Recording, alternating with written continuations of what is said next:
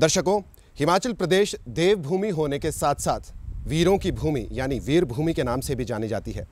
इसका कारण है कि समय समय पर देश के और प्रदेश के वीरों ने इस देवभूमि और इस देश की रक्षा के लिए समय समय पर अपना योगदान दिया है। एक ऐसे ही योद्धा की हम आज बात करने जा रहे हैं कार्यक्रम चुनावी गलियारों में, जिन्होंने भारत की 3 लड़ाइयों सन 1962, 65 और 71 की लड़ाइयों में देश की सेवा में अपना योगदान दिया है। और हम इस कार्यक्रम की चर्चा चुनावी गलियारों में इसलिए कर रहे हैं क्योंकि यही योद्धा बाद में हिमाचल प्रदेश की राजनीति में भी एक पुरजोर योद्धा कहलाए। स्वागत करते हैं चुनावी गलियारे कार्यक्रम में मेजर विजय सिंह मनकोटिया जी का, जो कि कांगड़ा जिले के शाहपुर के रहने वाले हैं और इनके बारे में विस्तार से जानते हैं, इनकी जीवन यात्रा के बारे में समझते हैं, इनके राजनीतिक जीवन के बारे में समझते हैं। सर, बहुत बहुत स्वागत आपका कार्यक्रम में। आपका धन्यवाद, बहुत बहुत धन्यवाद कुलदीप जी। यहीं गांव के रहने वाले, यह पैतृक गांव है मेरा और बुज़ुर्गों का है, पता नहीं 5-6 पुश्तों से यहीं रह रहे हैं। पहले तो हम जम्मू कश्मीर के पास रियासत पड़ती थी मानकोट, वहाँ रहा करते थे।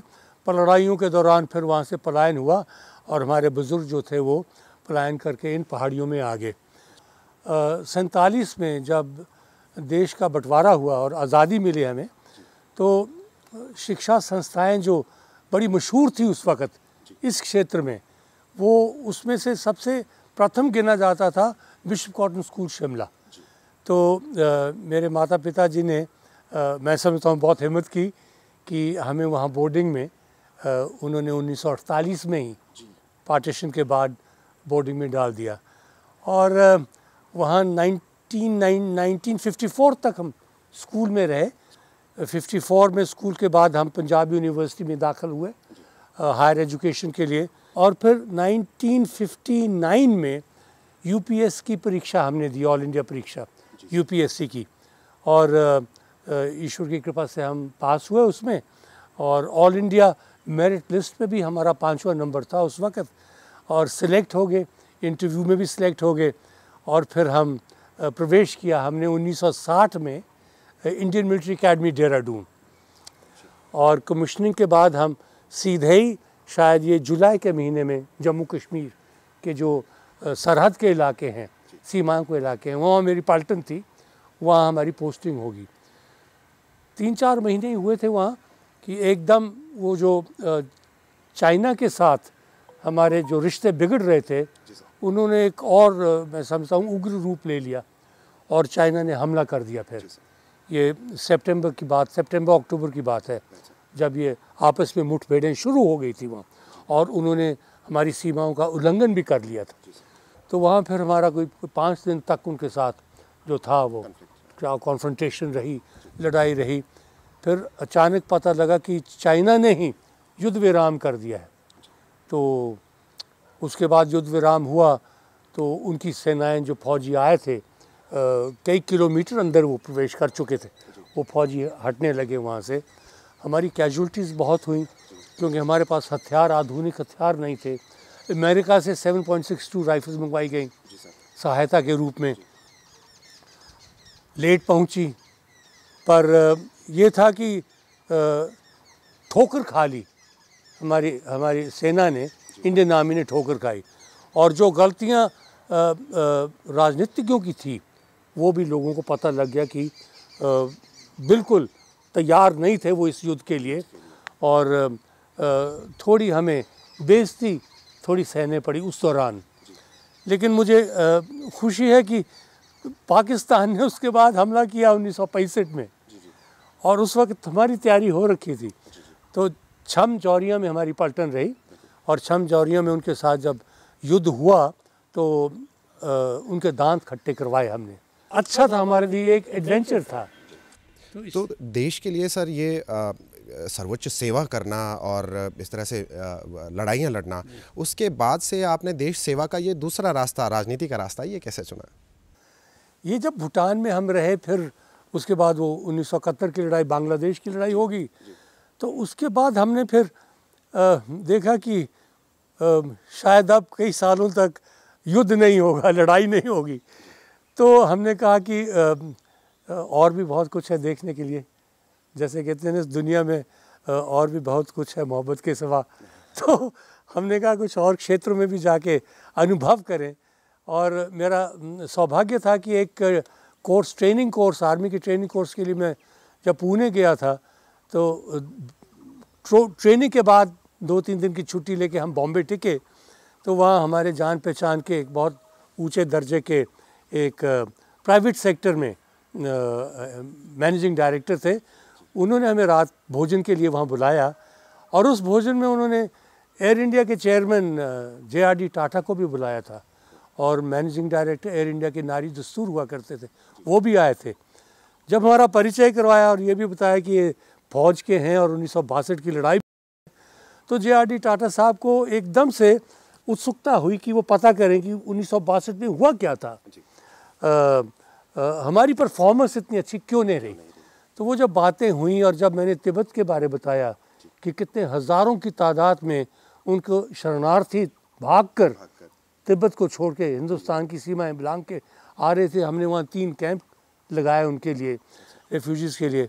और जब फिर मुझे छुट्टी मिली 1.5 साल के बाद, जब मैं घर आया तो दलाई लामा धर्मशाला आ गए थे। तो फिर मैंने छुट्टी में सोचा कि इनको जाके मैं बताऊं कि मेरा उनके साथ मेल मिलाप हुआ और ऐसी उनकी हालत है, बहुत दुखदायक खलायक, बड़ी ख़राब हालात थी उनकी, बच्चों की, महिलाओं की, ये जो रेफ्यूजीज़ थे। तो उस दौरान उनके साथ हमारा परिचय हुआ, हिज होलिनेस दलाई लामा के साथ। और वो आज दिन तक, वो जो उनके साथ एक हमारा संबंध है, आज दिन तक उनकी परम कृपा है हमारे पर, बहुत आशीर्वाद है, बहुत इज़्ज़त देते हैं मुझे हिज होलिनेस दलाई लामा। तो उनको बात बताई JRD टाटा को, तो जाते वक्त उन्होंने कहा कि मेजर विजय सिंह, कभी आपने आर्मी छोड़ने का सोचा तो मुझे बताना, हम आपको एयर इंडिया में आपका स्वागत करेंगे। तो वो दिमाग में खटकने लगी बात। तो कुलजीत भी इसीलिए फिर बड़ी मुश्किल से जब हमने प्रीमेच्योर रिटायरमेंट 16 साल के बाद मांगी, तो वो आर्मी हेडक्वार्टर्स देने के लिए तैयार नहीं थे, क्योंकि मेरा प्रोफाइल अच्छा था आर्मी में। तो फिर जब हमारा इंटरव्यू आर्मी चीफ के साथ हुआ और रक्षा मंत्री के साथ हुआ, उन्होंने कहा आप लेफ्टिनेंट कर्नल का रैंक, कमांडिंग ऑफिसर का रैंक लेके जाइएगा ना। तो हमने कहा तब तो सिक्योरिटी में ही मिलेगा हमें, कोई अगर हम आर्मी छोड़ेंगे सिक्योरिटी में ही जॉब मिलेगा। मैंने कहा इस वक्त तो एयर इंडिया में मिल रहा है हमें। मान के उन्होंने हमें जो मेरी एप्लीकेशन थी वो मंजूर कर ली और फिर मैं एयर इंडिया जो एक दिन वहाँ से छुट्टी मिली, दूसरे दिन बॉम्बे मैंने ज्वाइन कर लिया एयर इंडिया को। 4-5 साल रहा उनके साथ। और जब बॉम्बे से दिल्ली मेरी पोस्टिंग हुई तो फिर सौभाग्य था मेरा कि गांधी परिवार से परिचय हो गया। क्योंकि उनके बड़े पुत्र जो थे राजीव गांधी, वो इंडियन एयरलाइंस में पायलट थे, और संजय गांधी जो छोटे उनके बेटे थे इंदिरा जी के, वो प्राइवेट उनका लाइसेंस था पायलट का और रोज़ फ्लाइंग करते थे वो। तो खैर उनके साथ परिचय हुआ और बातों बातों में जब इमरजेंसी के बाद चुनाव 1980 में हुआ तो कहने लगे आप लड़ते क्यों नहीं हैं चुनाव। तो हमने कहा कि अभी तो हम जानते ही नहीं है इतना कुछ। खैर पर वो बात जो थी वो मेरे दिमाग में आई। छुट्टी लेके जब मैं घर आया ये बात मैंने की तो ईश्वर की कृपा से परिवार का नाम था इलाके में, पिताजी का नाम था, बुज़ुर्गों का नाम था। तो लोगों ने कहा अगर आप आओगे तो अच्छा रहेगा, आइएगा आप तो दुनिया घूम आए हैं, हमारे लिए बहुत कुछ कर सकेंगे, आपका लोगों के साथ परिचय भी है दिल्ली। तो जो 1982 में 1982 में जब चुनाव आया तो हमने अप्लाई किया कांग्रेस टिकट के लिए, लेकिन उन्होंने टिकट नहीं दिया। हालांकि उनके साथ परिवार के साथ परिचय था। बड़ी अलग अलग ताकतें होती हैं राजनीति में। टिकट नहीं मिला तो जब वहाँ दिल्ली से लौट के आए तो यहाँ के लोग कहने लगे, क्योंकि 2 साल मैंने फिर पूरे इलाके में घूमने में लगा दिया। एक एक गांव फौजी था, पिट्ठू लगा लेता था और सड़कें थी नहीं, पहाड़ी क्षेत्र था। एक एक गांव में गया, वहीं रात को रहता था उनके साथ, बातें करनी, हुक्का पी लेना उनके साथ बैठ के, और अच्छा अनुभव हो गया। तो उन्होंने कहा कि आप लड़िएगा, टिकट नहीं मिला कोई बात नहीं। तो आज़ाद लड़े हम, आज़ाद जीते। बीजेपी के सिटिंग एमएलए थे रामरतन पटाक, उनको भी हराया, कांग्रेस के जो कैंडिडेट थे उनको भी हराया, और लगभग 5-6 हज़ार वोट से हम जीत गए वो। तो बाद में आपको कांग्रेस द्वारा कब टिकट की पेशकश की गई? वो फिर जब वीरभद्र सिंह जी आए, जब वो मुख्यमंत्री बन के आए, श्री रामलाल जी को उन्होंने हटाया और बागडोर उनको सौंपी, तो उन्होंने शुरू कर दिया ये सारा खेल कि मेरे साहब आप इंडिपेंडेंट नहीं रहेंगे, आप ज्वाइन कीजिएगा, ज्वाइन कीजिए। मैं थोड़ा बागी नेचर का हूँ, थोड़ा क्रांतिकारी नेचर का हूँ, इनकलाबी जज्बा मेरे में ज़्यादा था, तो 2-3 झड़पें यहाँ सरकार के साथ हो चुकी थी मेरी। तो फिर वीरभद्र सिंह ने कहा कि नहीं, आप आइएगा, ज्वाइन कीजिएगा। तो हमने कहा गांधी परिवार ने हमारी बेइज्जती की है टिकट ना दे के। तो उन्होंने कहा नहीं, वही कह रहे हैं, हमने उनसे ही बात की, वो कह रहे हैं आप दिल्ली आइएगा। तो फिर कुछ अरसे 5-6 महीने के बाद फिर हमारे लोग वाग जो थे वो कहने लगे कि साहब अब सत्ता में है ये पार्टी, अच्छा रहेगा, हमारे काम ज़्यादा हो जाएंगे, आप आइएगा। तो फिर हम दिल्ली गए। इंदिरा जी उस वक्त प्रधानमंत्री थी, राजीव जी आगे थे जनरल सेक्रेटरी, संजय गांधी का निधन हो चुका था एक्सीडेंट में। तो फिर हमने ज्वाइन कर लिया और फिर उनके साथ रहे। पर उसके बाद 1985 में चुनाव हुआ उनकी नेतृत्व में, वीरभद्र सिंह जी के नेतृत्व, वो जीते हम कांग्रेस के टिकट के ऊपर। पर उसके बाद जब सरकार बनी है तो हमने देखा कि यहाँ तो बड़ा उपद्रव हो रहा है सरकार के अंदर। उनके मंत्री जो थे वो तो हेरा फेरी करने लग पड़े थे, भ्रष्टाचार शुरू हो गया था, कमीशन लेना शुरू हो गया था। तो हमारी आदत थी कि बड़ी स्पष्ट बात करनी। तो हमने फिर वीरभद्र सिंह जी के साथ 1-2 बार जाके बात की और हमने कहा कि ये क्या हो रहा है, आपके 2-3 मंत्री जो हैं ये तो बदनाम कर रहे हैं हमारी कांग्रेस पार्टी को। तो उन्होंने कहा नहीं, ऐसी बात नहीं है, कौन है, क्या कर रहे हैं, सारी बातें मैंने बताई। तो वो भी मेरे लिए उल्टा पड़ गया कुलदीप जी, क्योंकि वो मंत्री पावरफुल थे और पता नहीं लेन देन क्या क्या हुआ करता था उस वक्त, मुझे इतना इल्म भी नहीं था। खैर, जब मैं फिर आपके मीडिया के पास जाके ये बातें उनको उजागर करने लगा और सार्वजनिक की मैंने भ्रष्टाचार की बातें, तो वो फिर उनको ठीक नहीं लगा वीरभद्र सिंह जी को, और उन्होंने निष्कासित कर दिया मुझे। निष्कासित करने के बाद दिल्ली में भी बड़ा उथल पुथल हो रहा था। वीपी सिंह जी को निकाल दिया, राजीव गांधी प्रधानमंत्री थे, निकाल दिया।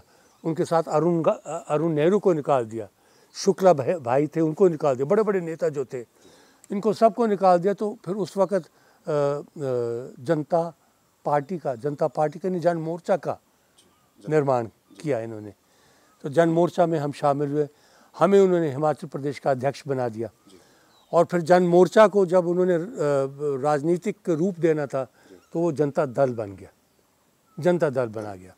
और जब फिर लोकसभा का चुनाव हुआ उसमें जनता दल सत्ता में आ गई, विश्वनाथ प्रताप सिंह, वीपी सिंह जी प्रधानमंत्री बन गए, बीजेपी का समर्थन बाहर से, आउटसाइड सपोर्ट, और उनकी सरकार जो है वो 1 साल नहीं चल पाई।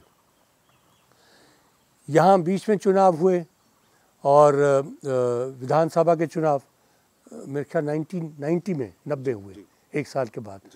तो उस चुनाव में फिर हम जनता दल के अध्यक्ष थे और मुझे बड़ी खुशी है कि हमारी ही पार्टी में पूर्व मुख्यमंत्री रामलाल जी ठाकुर भी थे, शिव कुमार भी थे, श्यामा शर्मा भी थी, बड़े बड़े नेता उस वक्त के सब थे और जनता दल का नेतृत्व मैं कर रहा था। तो 17 सीटें बीजेपी के साथ हमारा समझौता हुआ, 17 सीटें हमें मिली, 17 में से हम 12 सीटों में हम सफल हुए, कामयाब हुए। और कांग्रेस पार्टी उस वक्त वीरभद्र सिंह जी नेतृत्व में 8 सीटें पर सीमित हो गई थी। तो अच्छा रहा अनुभव। फिर जनता दल जो था वो राष्ट्र स्तर के ऊपर बिखर गया, क्योंकि इसको डोमिनेट कर लिया जो ओबीसी सेगमेंट था, मुलायम सिंह यादव, लालू प्रसाद यादव, रामविलास पासवान, ऐसे लोग जो थे यूपी और बिहार ने डोमिनेट कर लिया। और फिर हमारा कोई महत्व रहा नहीं किसी का। तो धीरे धीरे फिर जब शांता कुमार जी की सरकार गिर गई, ये राम मंदिर का जो उस वक्त चला अभियान और बाबरी मस्जिद को जो ध्वस्त किया, तो वो सरकार गिर गई। कांग्रेस ने अपनी सरकार बनाई, रामलाल जी फिर मुख्यमंत्री बने, और नहीं, वीरभद्र सिंह जी बने, वीरभद्र सिंह जी बने। और उसके बाद फिर 2 साल के बाद क्योंकि जनता दल का तो अस्तित्व ही नहीं रहा, तो हम फिर उनका ही आमंत्रण हमें आया, नरसिम्हा राव जी का। तो मैं दिल्ली गया, उन्होंने कि आप साहब पुराने कांग्रेसी हैं, इकट्ठे होकर चले। तो फिर इकट्ठे हुए हम। तो एक बार फिर आपने कांग्रेस की ओर रुख हाँ, किया। फिर ज्वाइन किया कांग्रेस को, जीत गए थे, फिर जनता दल में भी जीत गए, कांग्रेस में भी जीत गए, और उस दौरान फिर हम कैबिनेट के मंत्री बने। हम टूरिज्म, सिविल एविएशन और लॉ हमें मिला, नागरिक उड़ान और पर्यटन और कानून मंत्री विधि, तो वो हमें पहली बार मिला। उसके बाद फिर हम बाद में भी कैबिनेट मंत्री बने थे, तो ये 2 बार हम कैबिनेट मंत्री रहे उनके साथ। पर फिर 2005 के बाद फिर मैं उसी वक्त वो मुख्यमंत्री थे, मतभेद शुरू हो गए, और मुझे एक यहाँ एजिटेशन हमने की अपने अधिकारों के लिए, तो हमारे पर लाठीचार्ज करवाया, और फिर हमारे पर केस बना के 32 दिन जेल में रखा हमें मेरे साथियों से। पर वो केस जो था वो रफ़ा दफ़ा हो गया था। तो ये जद्दोजहद की ज़िंदगी राजनीति में चलती ही रही कुलदीप जी उनके साथ। और फिर बाद में मैं 2 चुनाव लड़ा, इंडिपेंडेंट भी लड़ा, तो विचारधारा की लड़ाई हो गई थी बाद में। तो हालांकि फिर कांग्रेस में लेने के लिए तैयार थे हमें, पर नहीं माने नहीं। हमने कहा कि काफ़ी हो चुका है, आप लोग अच्छे लोग नहीं हैं। मेजर साहब, फिर एक वो दिन आया जब मीडिया में खबरों में सुर्खियां बटोरी कि मेजर विजय सिंह मानकोटिया भाजपा में शामिल हुए, तो एकदम से विचारधारा में ये परिवर्तन कैसे? ये तो जब पिछला चुनाव हुआ कुलदीप जी, तो बहुत मेरे पर दबाव था कि साहब आप फिर लड़िएगा, और ये कांग्रेस पार्टी ही फिर प्रस्ताव प्रस्तुत कर रही थी, ये राजीव शुक्ला वगैरह सारे, और दिल्ली से संदेशे आ रहे थे, और साथी सहयोगी मेरे कांग्रेस में पुराने बहुत हैं, तो जोर डाल रहे थे कि आप आइएगा, हिमाचल में कांग्रेस आपके आने से मजबूत हो जाएगी। तो प्रस्ताव मैंने ठुकराया, मैं नहीं माना। फिर जब तुलना मैंने शुरू की, तुलना लगा करने कि परफॉर्मेंस में 10 साल यूपी के रहे, और 2014 में श्री नरेंद्र मोदी जी आ गए, तो साफ दिखता था कुलदीप जी की बहुत अंतर हमारे सरकार में आया, विकास में, अन्य कार्यक्रम में, और जो भ्रष्टाचार के अगेंस्ट एक विरुद्ध एक हमने युद्ध छेड़ रखा था, उसमें इसमें कोई शक नहीं कि आज दिन तक जहाँ तक आचरण का प्रश्न है, नरेंद्र मोदी के ऊपर कोई उंगली नहीं उठा सकता है। तो अच्छा लगा हमें कि उन्होंने एक नई दिशा दी। और क्योंकि मैं एक सर्विसमैन, भूतपूर्व सैनिक, एक हमारा बड़ा मजबूत संगठन हिंदुस्तान में, उसका मैं अध्यक्ष हिमाचल का रहा। अब भी मैंने कोई 2 महीने पहले उससे मैं स्टेप डाउन किया। 40 साल के बाद निर्विरोध चुना जाता था अध्यक्ष, तो उसके लिए हमने 1 रैंक 1 पेंशन के लिए बड़ी जद्दोजहद की। तो वो जाके हमारे प्रधानमंत्री श्री नरेंद्र मोदी जी ने अपने प्रथम इसमें काल में उन्हें हमने सैंक्शन किया। और आप यकीन नहीं करेंगे, जो बड़े वृद्ध और बुजुर्ग थे, 70 साल 80 साल, उनको 2-2, 2.5, 4-4 लाख रुपया बैक अरियर उनको मिले। तो मैं तो समझता हूँ कि नया जीवन, उस वक्त नया जीवन दान मिल गया उनको। तो ये बहुत बड़ा कदम था। और बाकी भी मैं देखूँ कि पूरे दुनिया में देश का नाम जो था वो लोग इज्जत से लेने लग पड़े अब। और ये नहीं था कि आज भी यहाँ घोटाला निकल रहा है, कल भी वहाँ घोटाला निकल रहा है, जो कि यूपीए के दौरान हुआ। क्योंकि मैं समझता हूँ कि डॉक्टर मनमोहन सिंह एक बहुत बढ़िया इंसान, बहुत ही बढ़िया इंसान, बुद्धिजीवी, और जहाँ अर्थशास्त्र है उसके तो मैं इनका सबसे उच्चतम कोटि के शास्त्री माने जाते थे। लेकिन वो बागडोर जो थी उस वक्त सरकार की, वो 10 जनपद श्रीमती सोनिया गांधी जी के हाथ में थी, तो यही चला रहे थे। और इनके दूसरे शासनकाल में इन्होंने बहुत हेरा फेरी करवाई, गड़बड़ करवाई, जिससे हमारे देश की काफ़ी बेइज्जती हुई। तो बहुत हद तक फिर नरेंद्र मोदी जी ने वो हमारा इमेज जो था, जो छवि थी देश की, उसको उन्होंने मैं समझता हूँ कि एक नया रूप दे दिया बिल्कुल। और प्रशंसा जगह जगह होने लगी, और शक्ति भी हमारी सेनाओं को, सशस्त्र सेनाओं को शक्ति भी प्रदान करने लग पड़े।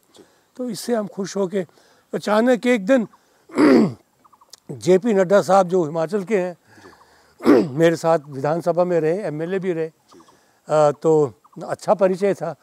एक दिन उनका फ़ोन आ गया, दिवाली थी दूसरे दिन, तो दिवाली की बधाई वगैरह हमने एक्सचेंज की और फिर कहने लगे मेरे साहब मैं अपने गांव में आया हूं बिलासपुर दिवाली मनाने के लिए, क्यों नहीं आप कल हमारे आके साथ ही दिवाली मनाएं। तो मैंने कहा दिवाली तो घर में ही मनाई जाती है, कि नहीं विशेष एक आपके साथ काम है, आप आइएगा यहाँ। तो हम दिवाली के लिए उनके पास गए और बड़ी इज़्ज़त दी उन्होंने, पूरे परिवार ने बड़ी इज़्ज़त दी। कोई ज़्यादा नेता लोग नहीं थे वहाँ, अपना घर परिवार का ही माहौल था। और दिन में खाना वगैरह खाया, पुरानी बातें की, हमने तारीफ़ की। हमने ये भी कहा कि बड़ी खुशी की बात है कि पहली दफ़ा हमारे इतिहास में इस देश की सबसे बड़ी जो एक पार्टी है, राजनीतिक दल, उसका अध्यक्ष होने का सौभाग्य हमारे एक यहाँ के धरती पुत्र को मिला है। तो मैं समझता हूँ बहुत अच्छी बात है। और तारीफ़ हुई उनके साथ भी। तो उन्होंने कहा कि दिल्ली में हमारी बात लगी हुई थी, एक प्रस्ताव आया कि नड्डा साहब आप क्यों नहीं बात करते हैं उनसे, उनको भी लीजिएगा पार्टी में अगर आपको आपका परिचय है। तो उन्होंने कहा ये प्रस्ताव है। तो हमने देर नहीं लगाई, हम एकदम मान गए। हमने कहा अच्छा लगेगा कि हम इस वक्त श्री नरेंद्र मोदी जी के हाथ मजबूत करें और जो भी योगदान हम दे सकते हैं हम देंगे। उसके बाद से उसके बाद की अगर बात की जाए तो किसी चुनाव में या किसी टिकट के लिए आपने दावेदारी दिखाई है या आपका क्या इंटरेस्ट रहा? नहीं कुलदीप जी, उसके बाद फिर एक मैंने निर्णय ले लिया, फैसला कर लिया मैंने कहा बहुत वक्त हो गया है। वैसे भी लोग कहते हैं कि जी यंगर जनरेशन को मौका ही नहीं देते हैं आप, नई पीढ़ी को। तो मैंने कहा हमने तो बहुत कुछ हासिल किया इस राजनीतिक के अपने जीवन में और बड़ा संतोषजनक रहा कि अब किसी और को मौका देना चाहिए। तो हमने वहाँ ही उनको कह दिया था कि अब इलेक्टोरल पॉलिटिक्स हम नहीं लड़ेंगे, हम चुनाव की राजनीति नहीं करेंगे, लेकिन एक्टिव रहेंगे, वैसे एक्टिव रहेंगे। और जो हमने फैसला किया है कि हम चाहेंगे कि नरेंद्र मोदी जी के हाथ और भी मजबूत हों और देश आगे बढ़े, हमने उसमें हम पूरा योगदान देंगे। कार्यक्रम के अंत में एक आखिरी सवाल पूछना चाहूँगा मेजर साहब के, एक आदर्श नेता और एक आदर्श नागरिक, इन दोनों से वर्तमान संदर्भ में क्या अपेक्षित है कि लोकतंत्र मजबूत रह सके? ये जो आपका प्रश्न है ये तो एक बहुत ही सेंसिटिव इशू है, मुद्दा है, क्योंकि मेरा जो अनुभव हुआ है, मुझे राजनीति में मैं राजनीति का प्रोडक्ट नहीं हूँ, मैं आउटसाइडर हूँ। और आउटसाइडर ही इन्होंने मुझे समझा सदा, क्योंकि मैं इनके साथ कॉम्प्रोमाइज़ नहीं कर सकता, समझौते नहीं कर सकता था कई मुद्दों के ऊपर, कई प्रिंसिपल्स के ऊपर, सिद्धांतों के ऊपर, तो मैं लड़ता ही रहा। पर उस वक्त जब मैंने राजनीति में कदम रखा था कुलदीप जी, मुझे लगता था कि जैसे कि आप एक बड़े बगैर रोशनी के सुरंग में हो ना। मैं देखता था कि अंधकार है, इस वक्त अंधेरा है, लेकिन मैं समझता था कि बाहर जाने का रास्ता जब आएगा तो वो रोशनी ज़रूर दिख जाएगी, कोशिश करने पड़ेगी। तो और मैं समझता था कि हमारा इतना जोश है कि हम वो इनकलाब परिवर्तन ला सकें।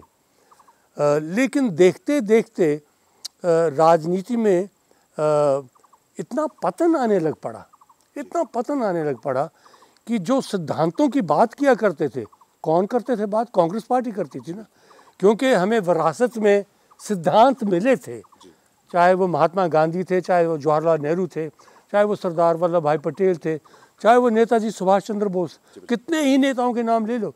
इन्होंने उस वक्त स्वतंत्रता के लिए संघर्ष किया, आज़ादी के लिए संघर्ष किया और सिद्धांतों के ऊपर चले। इन्होंने कठिनाइयों को झेला, इन्होंने इनका बहुत मतलब मैं समझता हूँ कि बलिदान के लोगों ने दिया, अपने जान का बलिदान दिया, पर अपने सिद्धांतों से ये टस से मस नहीं हुए। पर जैसे जैसे राजनीतिज्ञों में, नेताओं लोगों में खुशहाली आने लग पड़ी, तो वो अपने शक्ति का, ताकत का, पावर का, पॉलिटिकल पावर का दुरुपयोग लग पड़े करने। और इसमें आप मेरी बात मानिएगा, कोई होगा, बिरला ही होगा जो इस लूट में शामिल फिर नहीं हुआ। हिमाचल प्रदेश की खूबी रही है कि इस प्रदेश ने, जैसे शुरुआत में आपने कहा कि यहाँ बलिदान का मादा रहा है, देश की खातिर इतनी कुर्बानियाँ दी हैं हमने, आप यकीन नहीं करेंगे। एक छोटा सा राज्य और 4 परमवीर चक्र हों, जिसकी जनसंख्या अभी तक 75 लाख भी नहीं हुई है, 4 परमवीर चक्र, और किसी राज्य के इतने परमवीर चक्र नहीं है। बहादुरी का इतिहास मैं समझता हूँ कि आपको उसका अंत ही नहीं है हमारा। तो मैं समझता हूँ कि कैरेक्टर भी होगा थोड़ा। जो लोग अपनी जान की ना परवाह ना करते हुए देश की खातिर अपने प्राणों की आहुति लगा देते हैं, वो ये भी समझते हैं कि हमारा फ़र्ज़ जो बनता है कि वो अच्छे लोगों को चुन के हमने आगे लाना है।